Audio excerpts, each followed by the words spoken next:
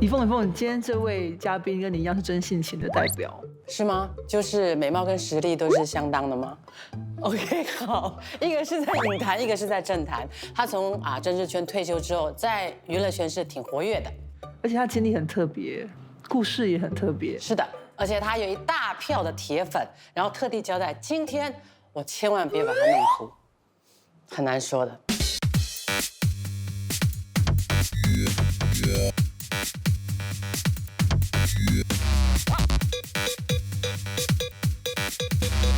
全听你说，花姐你好，你好，你好，你好，我们的嘉宾到场了，请坐，请坐。花姐你好，很荣幸您能够上我们的节目。哎呀，你还没坐，我不能坐，对不起。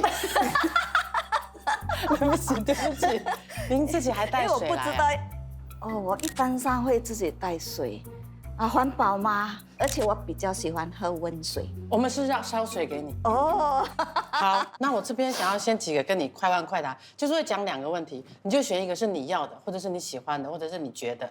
我不知道在国会质询会这样子快吗？在国会我举手很快，不过讲有时候，哎呀，我知道我要表达，不过又想不到适当的文字，所以有时候就讲错了，就哆一哆给人家骂了。要不然就变成精彩片段跑出来。但是这个很简单，这个很简单，就是大家会比较喜欢看。顺便让我们缓冲一下气氛。Kopi o kosong o latte。Kopi o kosong。OK。晨运健走还是打高尔夫球？晨运健走。哎，讲故事还是讲笑话？讲笑话。T 恤还是 Polo T？T 恤。顾7个兄弟姐妹还是生7个孩子？顾7个兄弟姐妹。很快 ，OK，这个就是跟你暖一下身而已，就可以看到我们花姐真的是非常的和蔼可亲，然后笑声不断，让我马上也开始松懈下来了。OK， 我们要跟花姐好好的聊一聊，就是花姐曾经谈过你的人生的几个20年，最后的好厉害哦，很会找资料。当然，谢谢。那我们就先回顾到第一个部分，就是你童年的那个时光。您童年的时光也是非常精彩的，而且还有他非常刻苦耐劳的一个奋发图强求学的过程。我小时候是在马六甲的一个乡村长大的，我的父母都是各塑胶。那么我有7个兄弟姐妹，你是最大的大姐，我是老大。那么就因为我是老大，所以父母亲都很忙着工作，所以管教弟弟妹妹就变成是我的工作。那么除此之外呢，每天早上4、5点就要爬起来，先去割了塑胶，然后才去上学。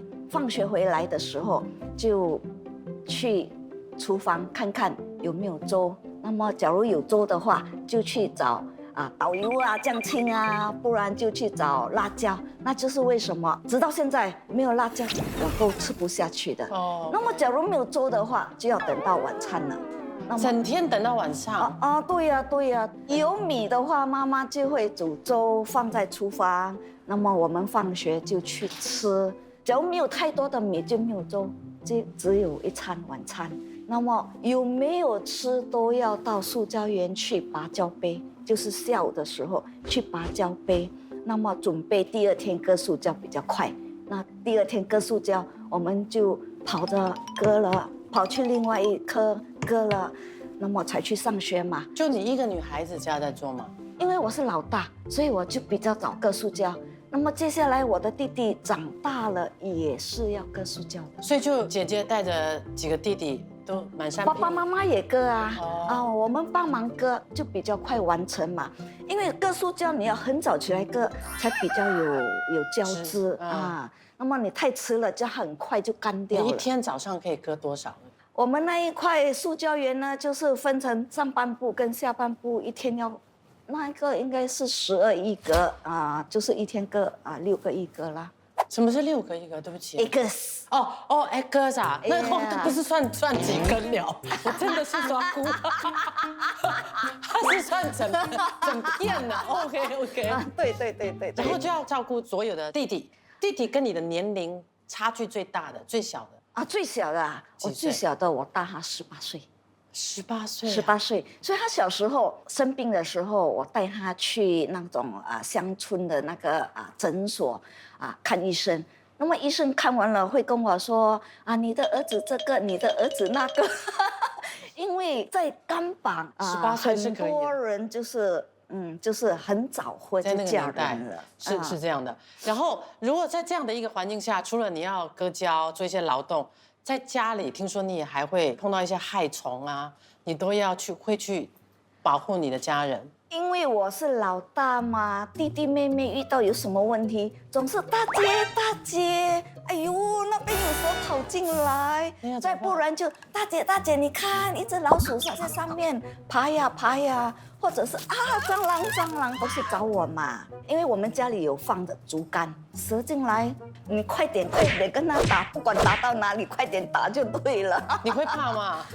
怕也是要做。进到家里来的这个蛇，一般上不是说很大只的，不过在塑胶园里面的蛇，哇，有时候是很大只的。大概多大啊？它可以那种眼镜蛇这样，站起来那你就要慢慢的退，然后快点跑，因为太大只了。是说真的，你会怕吗？当然会怕，不过呢，更重要的是因为我要保护我的弟弟妹妹，所以有那种勇气。所以爱让你变得更勇敢。对。但是你还有更厉害的，就是你在兼顾长姐如母的这个过程当中，你还要把书读得顶呱呱，这个是天生的吧？这个我觉得可能我的父母给我很好的基因我的记忆力很好，我可以这样看过一遍我就可以了。就是说明天要测验的话，我就今天就跟我的爸爸妈妈说，我今天我不去塑胶园芭蕉杯了，我明天有测验，我就看一下。再不然的话，就是晚上吃饱饭大家去睡觉了，我就开夜车，就在那边看过一遍，第二天我就会记得了。讲到小学，还有一件很好笑的事情发生上小学的第一天，我们每个人都会有一个名字，就是牌了那么级任老师就会叫我们名字分这个簿子跟课本。那么级任老师叫我的名字的时候，李美花，我没有反应。为什么？他就走，一直找 name tag， 找到我的时候，哎呀，李美花就是你啦，笨蛋！因为在家里，我爸爸妈妈不是叫我李美花，我那里会硬。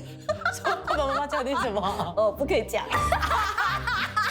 叫你宝贝，叫你乖乖，不可以讲的就是不可以讲。OK， 我大概知道是什么了。在学习当中呢，读书从来对你来说不是一个障碍吗？我很喜欢去读书的，因为其实呢，更多的是去学校可以打乒乓可以打篮球有很多朋友。因为在家里我是大家姐，那么在学校呢，我是好像大家的好像小英雄这样因为我在班上我的成绩比较好，而且运动也比较好，所以就很多朋友跟我在一起。那么打乒乓呢，我们学校就只有2张乒乓桌放在走廊，2张乒乓台就在那边，我们互相的学习，互相的切磋那时候都是打乒乓是打霸王的，谁输谁出，剩的留下来，你一直霸着打了，所以我们讲可以霸住，可以霸住那个 table。对，所以我的老师有时候就跟我讲，哎呀，你打很久了，就让给别人打。不过别人是替我打，我就去打篮球，去投篮，替我打的那个人打到输了。不过那时候是11分打到9分的时候，老师就叫我回来，你去救吧。所以你是学校的这个乒乓球冠军就对了。那么到了中学，哇，更好咯，去学打 netball 啦，打 softball 啦。那么到了中学，我代表马六甲州打 softball。全国赛，哇，所以我好像有点运动细胞。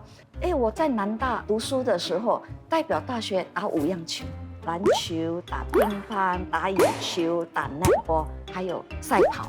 那当时呢，我是南大的越野赛跑冠军2届。哇，这个真的很厉害。然后花姐就是在学校的时候还会教同学读书，还有这样的多余的时间，应该也教弟弟妹妹吧？哦，我管弟弟妹妹是挺严格的啊。还有我读小5的时候，我第4的弟弟出生了，那当时候我的爸爸妈妈叫我停学，照顾我的第4刚刚出生的弟弟。我们家乡有很多其他邻居的孩子都去新加坡工作赚钱回来养家了，你还在读书，没有办法咯。没有办法，然后就好几天没有上学，过了几天忍不住了，就跑回学校去，就哭着跟老师说，我的爸爸妈妈叫我不要来读书的，因为他们也很好奇为什么我几天没去上学。我的英文老师 Mrs. 就跟她的丈夫驾车去到教园里，跟我的父母说，你要让美花去上学，我们会帮她申请奖助学金。所以我要感谢 Mr. and Mrs. 因为他说服了我的父母，不然我不会有今天的。你的父母那时候会很难说服吗？乡村的居民一般上都很尊敬老师的OK 所以他们主要呢，就是因为经济上的问题，所以就是这样我跟我的父母说，我会半工半读，所以我很小就当起补习老师嘞。你在学校的那个补习也是算是一种 part time 吗？大学才有嘛？没有我从小学就当补习老师了。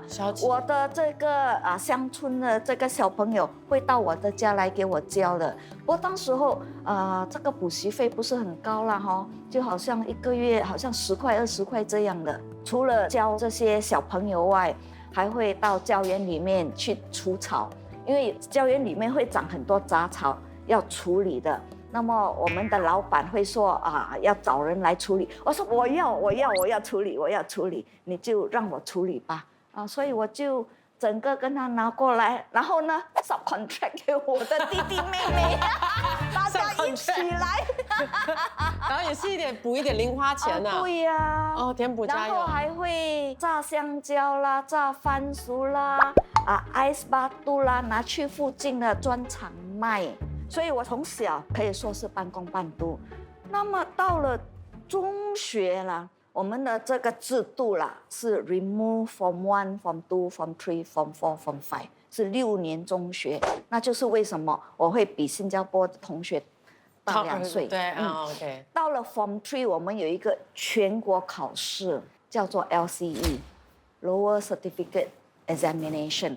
那么我自己知道这个全国考试很重要的，这个家太多兄弟姐妹在那边吵吵闹闹父母有时候也会为了一些，当然一般上都是经济上的问题而吵吵闹闹。我就跟我的父母说我要离开家，我的母亲就坚决的反对。你离开家了，谁来管教弟弟妹妹？我说我没有办法，我需要考到好的成绩。我就去找我的英文老师 Mrs.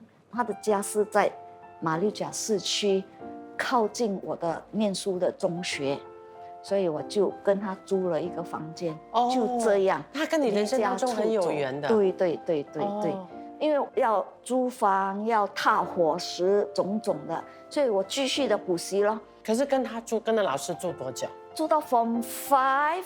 然后 Form 5呢，我有一个同学的母亲叫我去跟他的女儿一起住，因为要我教他的女儿读书，住免费，然后然后就住免费，吃免费，就是你可以用你的聪明、的才智、你的才能来为自己铺一条生活的一点收入啦。也是说有遇到很多贵人很多人愿意帮我又有这么多的朋友，所以那时候我的人生是很快乐的。不会因为我没钱而担心嘛，而且我还是觉得我一直有一个座右铭，路是由人走出来的。哎，是真的，真的。所以我就一直认为，只要我自己肯努力、不放弃的话，终于有一天我可以带给我的家人更好的生活。之后你选择修读的科目，听说也是跟弟弟很有关系的。你学的是土木工程系跟我的家人、跟我的居住环境，最主要的还是我高中的老师。因为我的高中的数学老师Mr. Xiao， 他时常在班上就跟我们说，可能也是鼓励我们啦，就跟我们说他的家境很贫穷，他原本是想当工程师的，不过因为念工程系是4年，家境贫穷，没有办法让他读4年，所以他选择读数学，读3年。所以他一般上就时常会说，哇，他的理想是当工程师当工程师又有多么的伟大，多么的伟大。所以我长大的时候就想，我一定要去读这个工程系，因为当时候我们的这个厕所都是在屋子的外面嘛，乡村都是在屋子的外面挖了一个坑，那么那个小小的那个建筑物是可以移动的，比较不卫生你上厕所的时候都是很臭的嘛，下大雨的时候里面就是很多水的嘛。所以我还记得我的弟弟就问我，大姐，你读工程系改次可以帮我们建更好的厕所吗？我说当然可以，不只是建厕所，还可以建更好的家，还可以建更好的道路。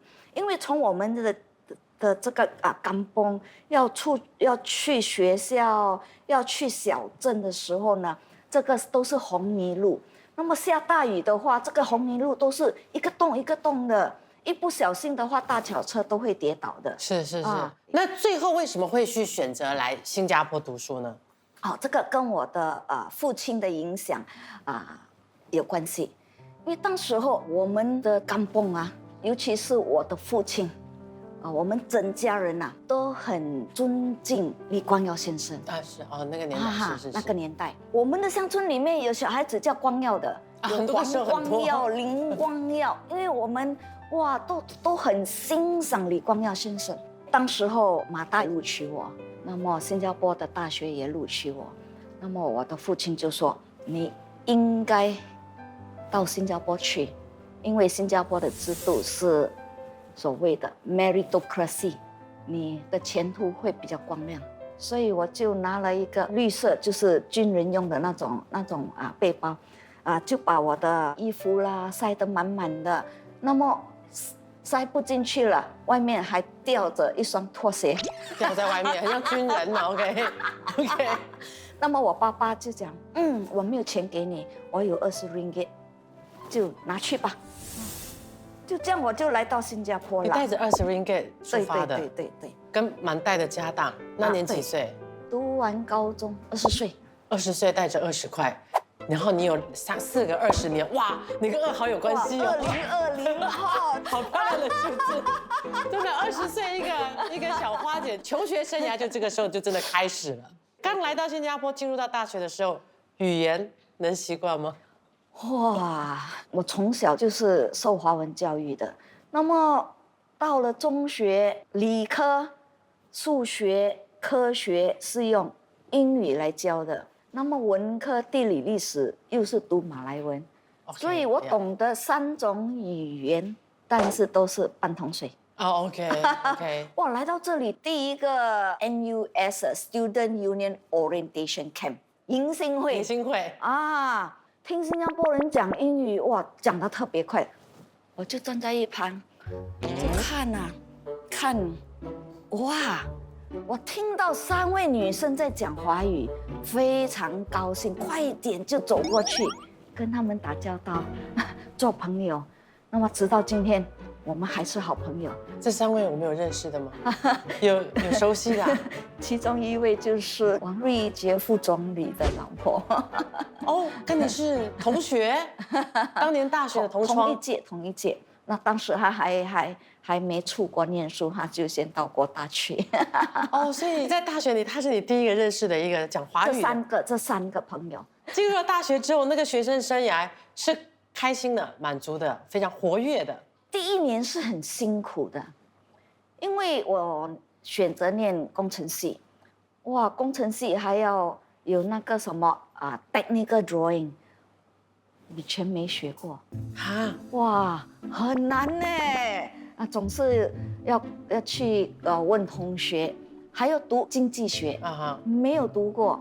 然后呢，一切又是用英语的，所以脸皮要很厚咯，时常去打扰同学。以前我是教人，现在是要去跟人家学习。我还记得读那个 survey 的时候，打开新加坡的地图，然后我就看新加坡的路，我就问我同学，为什么新加坡的路还有拍 ？PIE， 有拍。所以有时候会闹出一些笑话了。还有一个更难的就是没有钱还学费，因为不可以教太多学生嘛哈，因为我在 struggle 嘛，我的功课。我还记得大学第一年到了要考试的时候，我还没有交我的学费，我还收到一封大学给我的信，跟我说我还没有交学费，所以也许不可以让我考试。那个学费大概是多少钱？整千块吧，我想那个时候的学费。我就去到了那个大学的 Student Liaison Office 去跟他们商量一下啦。我说让我考试吧。考试过后，我们有放假吗？SLO 有帮人家找假期工作。我说你帮我找一份工作，然后还回那个学费。这个 SLO officer 也很好，帮我找了一份工，然后他们也给了我一个 Lee Foundation 的助学金。就用 Lee Foundation 的助学金先来还这个大学。可是这个 Foundation 你申请必须有义务的哦，就是你考试或什么你一定要助学金还好助学金还好。还有同安会馆也帮我，然后还有在教学生，也在对，不能教太多，是大概不能够教太多。还有呢，生活费我还记得。买这一个快熟面，里面不是有那个辣椒料嘛哈，先用，大概用一半，另外一半呢收起来，下一次煮米粉，因为米粉大包比较便宜嘛，你快熟面比较贵，所以我有快熟面有米粉，哇，所以你的那个料另外一包可以煮米粉，也是一餐。穷人家的孩子就特别懂事，特别懂得生活要怎么节制只要不饿就好了嘛。所以那时候也不会想说，什么营养之类的了，不会想了。那么第二年就轻松多了第二年我就教了很多学生了，也遇到一些贵人就是我的同学，他说我Bukit Timah的朋友，好像是。他的妈妈打麻将的朋友，他的家有3个孩子，要找补习老师。我很高兴，就接下这个。有3个一下子马上有3个学生，再加上我后来又再找到，也是在那一带的，所以补完这3个学生，同一条街又再教另外1个孩子。所以当时候第2年开始，没有记错的话，我1个月有700-800块的收入。当时候我的父母个数交1个月大概是1个人大概200ringgit，2个人400。那个时候货币是通的通用的，当时是通用的，所以我是他们1个月收入的2倍。当然我还会有剩钱，所以每个月就寄钱回去帮忙我的父母了。可是花姐，我觉得你在讲你这个非常坎坷的求学生涯，女孩子家，然后从一个乡村忽然到了城市，你讲的时候就比较风轻云淡。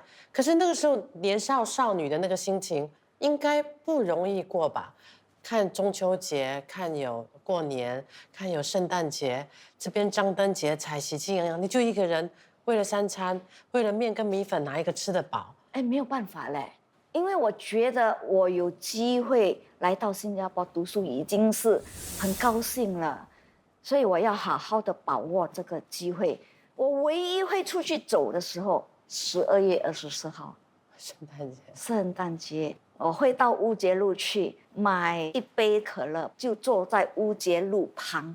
看着人家走来走去，灯光这么漂亮，只有那个时候一年就是那一次，就很满足了。就很满足了。然后花姐就是在你大学毕业之后，还是有一直打工赚钱。哦，有啊有啊有啊，尤其是刚毕业的时候。我毕业的那一年，1985年，新加坡是recession， 很难找工作。那么我就先教补习。不过呢，一看到有工地哈，我就会下巴士，因为工地有他的那个 signboard 嘛哈，会抄他的 consultant 是谁 ，contractor 是谁，然后写信进去问他们有没有空位。我很幸运的，我是其中一个最早找到工作的。我记得大概2、3月我们考完试，我5月就开始上班了。因为当时候假如你要等他登报啊，哇不得了！你去应征的时候，几乎全班的同学都在那边应征啊。所以我自己找工作是看到工地就写，看到工地就写。这个是谁教你的啊？自己。哎，这个我第一次想到这种打工找工作，这个很厉害耶。自己学来的咯。那么找这个补习的学生呢，因为我是租房嘛哈，所以我找的学生都是靠近的。那怎样找呢？你就放纸条塞进去他那个信箱，就这样。白天呢我是工程师，晚上我是补习老师。我补习的收入跟我白天的工作收入是大概一样的哦，所以就这样供我的弟弟妹妹读书，一个一个的这样供下去。所以这样日以继夜，一天都没有 off 的时间，一天都没有给自己娱乐。没有 off 的娱乐有啊，到附近的篮球场打篮球咯。当时候还有的打乒乓的嘞。早期的新加坡主屋楼下有乒乓桌的，打羽球，有，还是有运动休息，再不然就是这样而已。有没有去 shopping 买衣服？哎呦，还有 shopping， 每一分钱都是很重要，还有 shopping， 没有 shopping 的。如果对你来讲最奢侈的一个东西可以拥有，会是什么？当时最奢侈的就是我的篮球鞋还有我的羽毛球拍。你多久才可以买一个新的？没有多久，穿到破，用到断，或者是我回去，我的弟弟跟我要求要我的那个羽毛球拍所以给他了，我再去买的。所以这样子都没有休息，在多长的时间之内，2份工一直做下去？2份工一直做到我结婚。几岁结婚？我27、28岁就嫁人了。我嫁人的时候我也很早了，也是我班上第一个，挺早的，所以我还记得我的这一个篮球教练，还是我的这一个赛跑的教练问我，你到底是给谁骗了？都没有看到你拍拖的你就嫁人了。我也是，我不是看，是有想你怎么有时间去拍拖？就是出来工作的时候啦。我以前的这个宿舍，住在我旁边的邻居就跟我说，他的高中同学在国外读书，那么要回来了，要介绍给你认识，要不要？交朋友无所谓的嘛。那么我们就约了去打羽毛球了就这样认识了。那么打羽毛球，也许他很久没有打了。我就给他几个 drop shot， 哇，他讲哇好吃力就 OK， 哇好强，他就不甘愿了，他就讲下一次我约你打乒乓。你又比他厉害。我心里想，哇乒乓包括你自己本身在国会的讲说，都是我们大家很期待的。我想问你怎么做到的？我们结婚之前都已经讲好了我跟他说，假如你结婚是为了要找一个人跟你烫衣服，是为了要找一个人煮饭给你吃，那你就找错人了。你也可以上 Millicent 免费随心选听，全听你说加料版。